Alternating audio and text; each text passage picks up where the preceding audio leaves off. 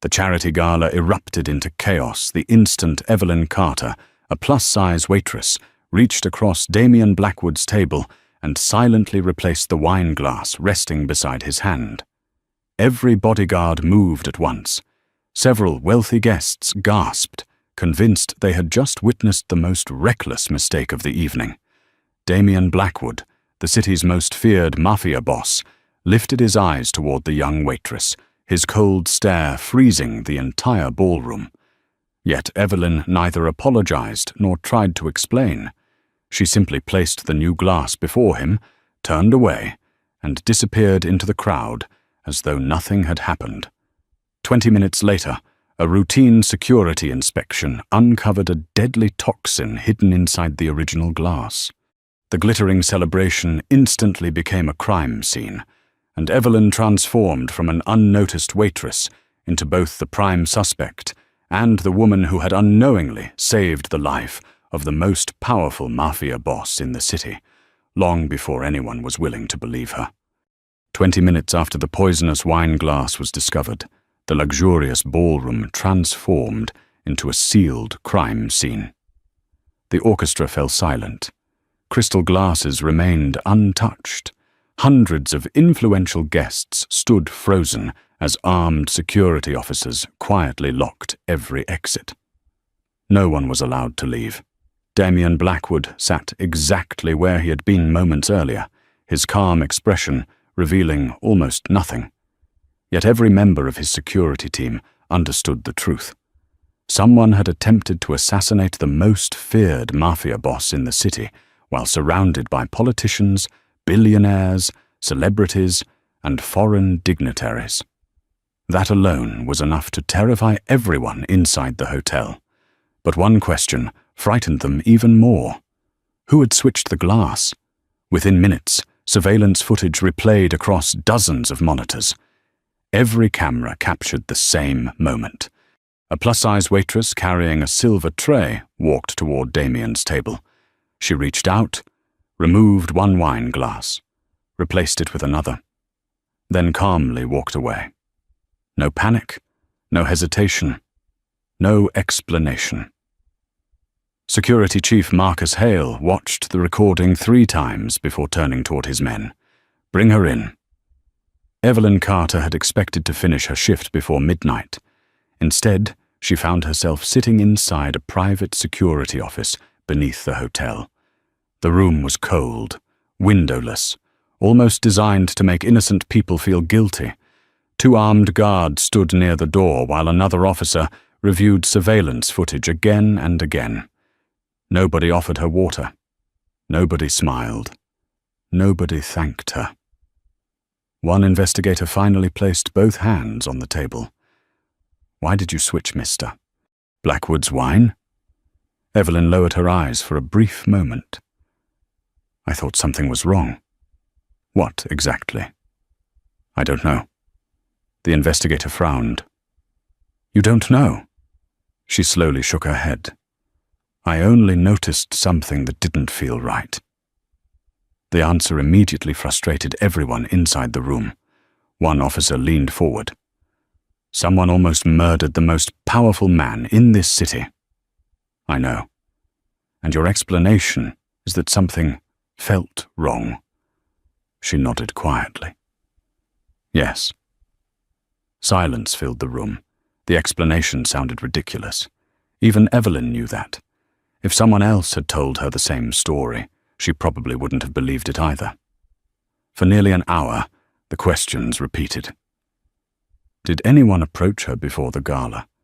Was she working with another organization? Did someone pay her? Had she touched the poisoned glass beforehand? Every answer remained the same. No, no, no, and finally, "I don't know." By the end of the interrogation, the investigators looked more confused than when they had started. She didn't behave like a criminal. She wasn't defensive. She never contradicted herself.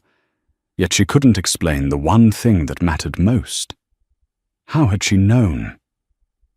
Outside the security office, rumors spread much faster than facts. Guests whispered inside waiting lounges. Hotel employees gathered in small groups. Security personnel quietly exchanged theories. Some believed Evelyn had saved Damien's life. Others believed she had staged everything herself. The wildest rumor claimed she had poisoned the glass before pretending to rescue him. Absurd stories multiplied every minute. People always preferred dramatic explanations over complicated truths. Unfortunately, Evelyn was the easiest person to blame.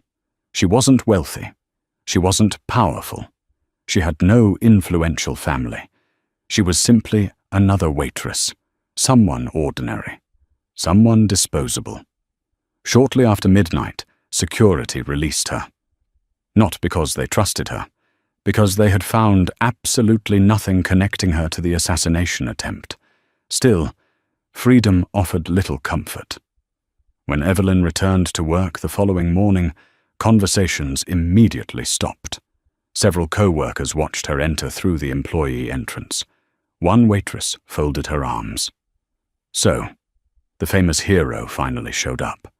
A few people laughed. Another employee shook his head. I still think something doesn't add up. Someone whispered loudly enough for everyone to hear. Normal waitresses don't notice poison before professional security does. More laughter followed. Evelyn quietly changed into her uniform. She said nothing. She had spent most of her life learning that defending herself rarely changed anyone's opinion. People usually believed whatever fit their expectations, and nobody expected someone who looked like her to be the smartest person in the room. That afternoon, the hotel hosted a press briefing to reassure investors and guests. Journalists filled the conference hall. Television cameras pointed toward the speakers. Among the invited guests stood Victoria Ashford, one of the country's most influential businesswomen, and a major donor to the charity foundation that organized the gala. Elegant, confident, accustomed to admiration. Before long, a reporter raised the topic everyone wanted to discuss: the waitress who switched the wine glass. Several cameras immediately turned. Victoria smiled gracefully.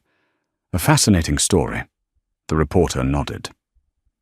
Do you believe she saved Mr. Blackwood's life? Victoria's smile never changed. I believe she happened to be standing in the right place. A few guests chuckled. She continued calmly. People are calling her courageous. A brief pause. I think fortunate is a far better description. More polite laughter echoed through the room. Near the back of the hall, Evelyn quietly lowered her head. She hadn't intended to attend the briefing. Hotel management required several staff members to remain nearby in case additional questions arose. Now she wished she had stayed hidden. Victoria wasn't finished. Society loves turning ordinary accidents into heroic legends. The cameras continued recording. Perhaps next week we'll discover she was simply lucky after all. More laughter followed. Evelyn clenched her hands behind her back, not because the words were cruel, because they sounded believable. Maybe she had been lucky. Maybe everyone else was right. Maybe there really was nothing special about what she had done. Across the room, another person heard every sentence. Damien Blackwood. He had entered quietly through a private entrance without attracting attention. He watched Victoria. Then he looked toward Evelyn. What caught his attention wasn't the humiliation. It was Evelyn's reaction. She never interrupted, never argued, never demanded recognition. She simply endured the insults in silence. That silence unsettled Damien far more than any speech could have. For the first time since the assassination attempt, he stopped thinking about the poisoned glass. Instead, he found himself wondering about the quiet waitress everyone seemed so eager to underestimate. And without realizing it, his curiosity had just become something much more personal. Damien Blackwood rarely became curious about people. Power had taught him a simple lesson long ago. Most people approached him because they wanted something: money, protection, influence. A favor that only the city's most powerful mafia boss could grant. Evelyn Carter was different. She had walked away after switching his wine glass. She never asked whether he was safe, never demanded gratitude, never contacted his office, never spoke to the press. For someone who had suddenly become the center of national attention, she seemed determined to disappear. That alone made Damien suspicious. 3 days after the gala, a thick folder landed on his desk. Only one name appeared on the cover: Evelyn Carter. His chief investigator waited silently while Damien opened the file. Inside were employment records, academic transcripts, medical bills, financial statements. Everything looked painfully ordinary. 29 years old, hotel waitress, no criminal history, no unusual bank transfers, no hidden connections. Nothing suggested she had planned an assassination or prevented one. Damien closed the folder. That's everything? The investigator hesitated. Not quite. He slid another document across the desk. A university transcript. Damien glanced down. His eyes narrowed. Chemistry. Highest honors during her first 2 years. Laboratory research awards. Outstanding analytical skills. He looked back at the investigator. She studied chemistry until she left school. Why? The investigator answered quietly. Her father died unexpectedly. Another page appeared. Medical expenses, hospital invoices, prescription costs. Her mother's name appeared again and again. She left university to support her family. Damien remained silent. The investigator continued. Since then, she's worked restaurants, hotels, private events, wherever she could earn enough to pay the bills. The room grew quiet.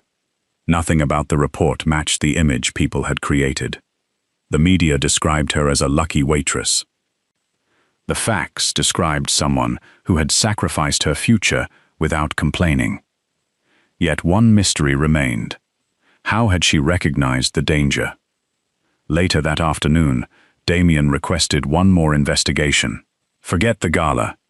The investigator looked surprised. Then what should we focus on? Her father. Within 24 hours, another report arrived. Richard Carter, food quality inspector. Nearly 30 years inspecting beverage factories, food laboratories, and manufacturing plants. His career revolved around one responsibility: detect contamination before anyone else could. Former colleagues described him with remarkable consistency. Patient, meticulous, obsessed with details. One retired inspector laughed during the interview. Richard couldn't walk past a glass of juice without checking the color. Another remembered something else. He treated every strange smell as a warning. Damien slowly continued reading. At home, Richard had shared everything he learned with his daughter. How to recognize unusual odors. How tiny bubbles could reveal contamination. How subtle color changes often meant chemical reactions. Most children ignored those lessons. Evelyn hadn't. She loved learning beside her father. When Damien reached the final page, the answer finally began to appear. She hadn't acted because of luck. She had acted because years of observation had become instinct. The poisoned glass hadn't looked normal. The bubbles were wrong. The faint chemical odor was wrong. The nervous guest who adjusted the glass was wrong. Individually, each clue meant very little. Together, they whispered danger, exactly as her father had taught her. 2 days later, Damien visited one of his foundation's community food centers without informing anyone. Officially, he was there to inspect the program. Unofficially, he wanted to see Evelyn without cameras, without investigators, and without public attention. The building buzzed with volunteers. Families collected groceries. Children laughed while elderly residents waited patiently in line. Damien spotted Evelyn almost immediately. She wasn't speaking to reporters. She wasn't telling anyone she had saved his life. She wore simple volunteer clothes and spent the afternoon carrying heavy food boxes, organizing supplies, and helping elderly visitors load groceries into their cars. No photographers surrounded her. No applause followed her. She behaved exactly the same as everyone else. For nearly an hour, Damien watched from a distance. An elderly woman accidentally dropped 2 grocery bags. Vegetables rolled across the sidewalk. Before anyone else reacted, Evelyn hurried over. "It's all right," she said with a gentle smile. "We'll pick them up together." She knelt on the pavement without hesitation. The older woman apologized repeatedly. Evelyn only laughed. "You don't have to apologize for being human." The words were simple, but Damien noticed something. There was no performance, no audience, no reward waiting for her.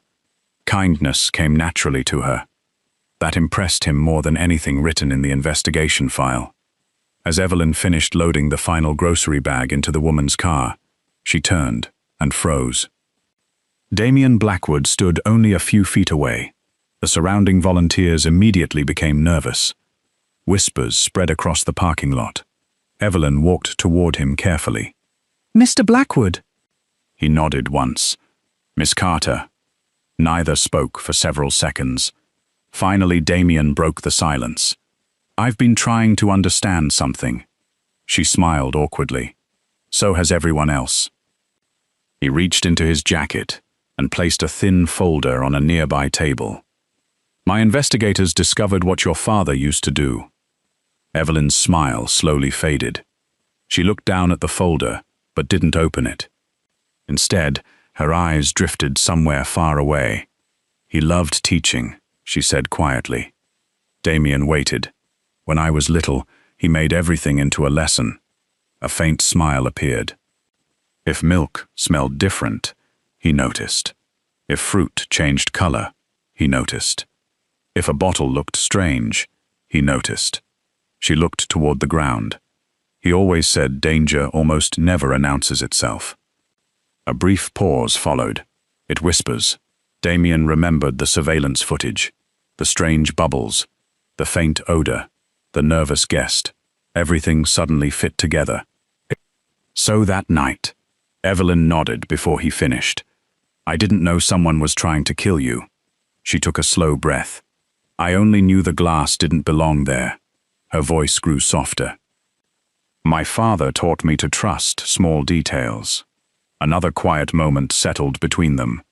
For weeks, the world had called her lucky. Standing only a few feet away, Damien finally understood the truth. Luck had nothing to do with it. Evelyn Carter had saved his life because she noticed what everyone else had ignored. And as he watched her gently return to helping strangers, without expecting recognition, Damien realized something even more remarkable. The woman everyone dismissed as ordinary possessed a quiet strength that could never be measured by wealth, status, or appearance. Unfortunately, while Damien had finally discovered the truth, someone else had already decided that Evelyn Carter's growing reputation needed to be destroyed before the entire city started believing it. The story refused to disappear. Every news channel replayed the footage of Evelyn Carter switching the wine glasses. Some commentators praised her, others insisted she had simply been lucky. The debate spread across television, newspapers, podcasts, and social media until nearly everyone in the city had formed an opinion about a woman they had never met. Evelyn tried to ignore it. She muted notifications, avoided interviews, rejected every television invitation. When reporters waited outside the hotel after her shifts, she quietly left through the employee entrance. She wanted one thing: her ordinary life back. Unfortunately, someone else had very different plans. Victoria Ashford watched the headlines with growing frustration. For years, she had been one of the country's most admired philanthropists. Every charity gala revolved around her. Every interview praised her generosity. Now reporters only wanted to discuss one person, a waitress. Each headline mentioning Evelyn felt like another piece of Victoria's influence slipping away. She refused to accept it. When the annual City Hope Summit announced that several community volunteers, including Evelyn, would be honored for their service, Victoria saw an opportunity. Not to congratulate her, to destroy her credibility once and for all. Evelyn almost declined the invitation. The elegant ballroom reminded her too much of the night that changed her life. Crystal chandeliers, luxury gowns, powerful people, places where she always felt invisible. The director of the community food program smiled gently. "You've earned this." Evelyn wasn't convinced. Still, she attended. She wore the nicest dress she owned. Simple, modest, nothing expensive, nothing designed to attract attention. She hoped no one would notice her. She underestimated how famous she had become. Several guests whispered as she entered. A few smiled kindly. Others stared with open curiosity. Some quietly judged. She recognized the expressions immediately. People weren't seeing Evelyn Carter. They were seeing the woman from the headlines. For the first hour, everything remained peaceful. She spoke with volunteers, thanked donors, helped organize seating for elderly guests. Little by little, she relaxed. Then Victoria arrived. The room shifted almost instantly. Camera flashes followed her through the ballroom. Business executives hurried over. Politicians greeted her warmly. She accepted every compliment with effortless confidence. Then she noticed Evelyn. Their eyes met for only a second. Victoria smiled. It wasn't a friendly smile. Later that evening, guests gathered for a networking reception. Small conversations filled the ballroom. Soft music played in the background. Victoria walked directly toward the group where Evelyn stood, speaking with two elderly volunteers. Without asking permission, she stepped into the circle. "Ladies and gentlemen," her voice carried just loudly enough for nearby guests to hear, "I believe we're standing beside tonight's celebrity." Several people turned. More eyes followed. Within seconds, dozens of conversations had stopped. Evelyn immediately recognized what was happening. Victoria lifted her champagne glass. The famous waitress. A few guests laughed politely. Victoria continued, "I suppose saving powerful men has become an excellent career opportunity." More laughter. Some uncomfortable, some genuine. The elderly volunteer beside Evelyn frowned. "That's unfair." Victoria smiled without looking at her. "I'm only stating facts." She turned toward Evelyn. "Tell me." Her voice dripped with false kindness. "How does it feel becoming important because of someone else's life?" Silence spread across the ballroom. Every camera pointed toward them. Every guest waited. Evelyn felt her heartbeat pounding inside her chest. Years of cruel comments rushed back all at once. Too overweight, too ordinary, too forgettable, not smart enough, not attractive enough, not worthy of respect. She lowered her eyes. She had no interest in arguing. Victoria mistook that silence for weakness. She stepped closer. "I imagine luck like yours doesn't happen twice." A few people looked away. Others exchanged uncomfortable glances. Still, nobody intervened. At the opposite end of the ballroom, Damian Blackwood had just entered through a private entrance. His security team quietly followed behind him. Before anyone could greet him, he noticed something unusual. The crowd had gathered in one corner. Nobody was smiling anymore. He saw Victoria. Then he saw Evelyn. He watched for only a few seconds. It was enough. Damian walked forward. The crowd instinctively parted. Conversations stopped. No one needed an announcement. Power had entered the room. Victoria recovered first. She offered a polished smile. Mr. Blackwood. Damien didn't return it. His attention remained on Evelyn. She stood silently, refusing to defend herself. Exactly as she had during the press conference. Exactly as she had during the interrogation.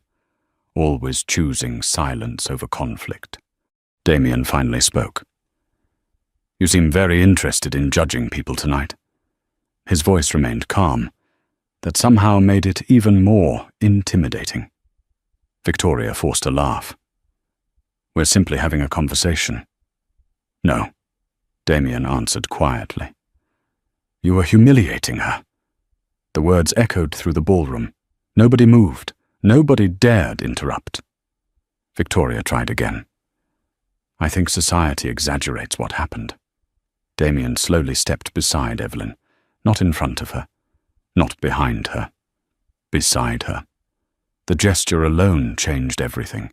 Every guest understood its meaning. Victoria's smile began to fade. "You cannot seriously believe she deserves all this attention?" Damien looked directly into her eyes. "No." A long silence followed. "I believe she deserves far more respect than she has ever received." The ballroom became completely still. Damien continued. "You call her lucky." A pause. "I call her observant." Another pause. "You call her ordinary." He glanced briefly toward Evelyn. "I call her extraordinary." Several reporters immediately began recording. No one wanted to miss a single word. Damien looked across the crowd. Every trained security officer in that ballroom missed the warning signs. Another pause. She didn't. He allowed the sentence to settle. She acted while everyone else remained comfortable doing nothing. The silence became overwhelming. Victoria searched for a response. None came. Because every argument she had prepared suddenly sounded insignificant. Damien's final sentence left no room for debate. "No one who remained seated while danger approached has earned the right to look down on the woman who stood up and stopped it." The room erupted into whispers. Some guests nodded, others lowered their eyes in embarrassment. The volunteers beside Evelyn smiled proudly. For the first time since the gala, people weren't looking at her with suspicion. They were looking at her with respect. Evelyn felt tears forming. Not because Damien had defended her. Because someone had finally spoken the truth she never found the courage to say herself. She turned toward him. "Thank you." Damien offered only the slightest smile. "You don't have to thank me." His voice remained low enough that only she could hear. "I simply refused to let another lie become louder than the truth." Neither of them noticed dozens of cameras capturing the moment. By sunrise, every major news network in the country would be replaying those few unforgettable minutes. The public conversation was about to change forever. And for the first time since that poisoned glass was quietly exchanged, the city would finally begin asking not whether Evelyn Carter had been lucky, but how they had all managed to overlook someone extraordinary standing in front of them all along. The official report was released exactly 8 days after Damien Blackwood defended Evelyn Carter before the city's elite. Unlike the endless rumors that had dominated television for weeks, the document contained only facts. Every frame of surveillance footage had been analyzed. Every witness had been questioned. Every trace of poison had been examined by independent forensic laboratories. The conclusion left no room for debate. The poison had been nearly impossible to detect. It produced no obvious discoloration, no visible residue, no taste that an ordinary person could recognize, only an almost invisible change in the wine's surface, and a faint chemical odor distinguished it from an untouched glass. The report ended with a single sentence that every newspaper printed on its front page. Without the intervention of Miss Evelyn Carter, Mr. Damien Blackwood would have consumed the contaminated wine.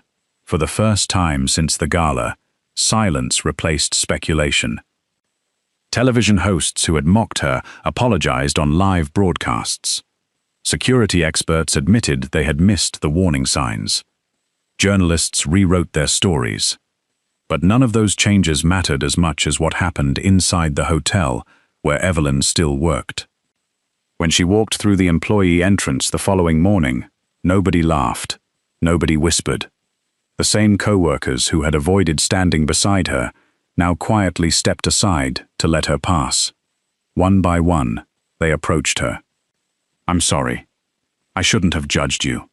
I believed the rumors." Evelyn answered every apology the same way. "I hope we all learned something." There was no bitterness in her voice. No satisfaction. She had never wanted revenge. She had only wanted the truth. That quiet grace spread through the hotel faster than any headline ever had. Not everyone escaped the consequences. Victoria Ashford watched her carefully crafted reputation collapse, piece by piece. Sponsors withdrew. Board memberships quietly disappeared. Several charitable organizations announced new leadership. The public wasn't condemning her because she had made a mistake. They condemned her because, even after seeing kindness, intelligence, and courage, she had chosen humiliation. For the first time in decades, influence could not protect her from accountability. Evelyn never commented. When reporters waited outside the hotel, asking whether she felt vindicated, she simply smiled. "I hope Ms. Ashford finds peace." The interview lasted less than 30 seconds. Yet those 6 words spread across the internet within hours. People expected triumph. Instead, they witnessed compassion. Even Damien watched the interview twice. Then he quietly closed his laptop. "You really are different," he murmured. A week later, Evelyn received an invitation to Blackwood Manor. She almost declined. She had visited grand buildings only as an employee, never as a guest. When she arrived, Damien greeted her himself. No security escort, no formal ceremony, just the two of them walking through the gardens overlooking the Hudson River. For several minutes, neither spoke. Finally, Damien broke the silence. "I owe you more than my life." Evelyn shook her head. "You don't owe me anything." "I do. You never asked for recognition. You never asked for money. You never even asked whether I was grateful." She smiled softly. "I didn't save you because you were Damien Blackwood." She looked toward the trees. "I saved you because someone was in danger." Those simple words stopped him in his tracks. Throughout his life, nearly every act of kindness shown toward him had carried a price. Loyalty bought with money. Respect built on fear. Friendship measured by influence. Yet standing beside him was a woman who had expected absolutely nothing in return. For the first time in years, Damien felt something unfamiliar. Peace. He reached into his jacket and handed her a folder. "This isn't payment." Evelyn looked down. Inside was a proposal. The Blackwood Foundation planned to launch a nationwide food safety and community education initiative in memory of Richard Carter, her father's name. She froze. I don't understand." Damien smiled. "I spent weeks reading about your father. He spent his life teaching people how to notice small dangers before they became tragedies." He looked directly into her eyes. "I think that legacy deserves to continue." Tears slowly filled Evelyn's eyes. Nobody outside her family had spoken her father's name in years. Now the city's most powerful man wanted to build something in his honor. She closed the folder, carefully. "I don't know if I'm capable of leading something this important," Damien answered without hesitation. "I've trusted men with armies. I've trusted lawyers with billion-dollar contracts. I've trusted politicians with my future." A faint smile appeared. "And somehow trusting you feels easier than trusting any of them." For the first time since they met, Evelyn laughed. A genuine laugh. Warm, unforced. It echoed through the quiet garden. 6 months later, The Blackwood Foundation's annual gala returned to the very ballroom where everything had begun. The same chandeliers illuminated the marble floor. The same orchestra played softly beneath the towering ceiling. Yet the atmosphere felt entirely different. Months earlier, Evelyn had entered carrying a silver tray. Tonight, she entered through the front doors beside the Foundation's executive board. Community leaders greeted her by name. University researchers thanked her for supporting new food safety scholarships. Parents embraced her because the Foundation's medical assistance program had saved their children from impossible debt.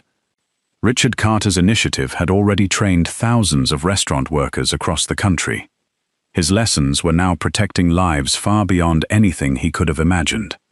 As the evening drew to a close, Damien stepped onto the stage. The ballroom fell silent. "I've attended hundreds of events in this room," he began. "I've signed contracts worth billions of dollars. I've made decisions that changed industries." He paused. "But none of those moments changed me as much as one woman exchanging 2 wine glasses." Every eye turned toward Evelyn. "I spent most of my life believing strength meant control." He looked at her.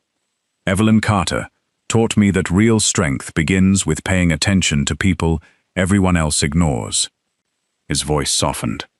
"She didn't save me because I deserved saving. She saved me because compassion was already part of who she was."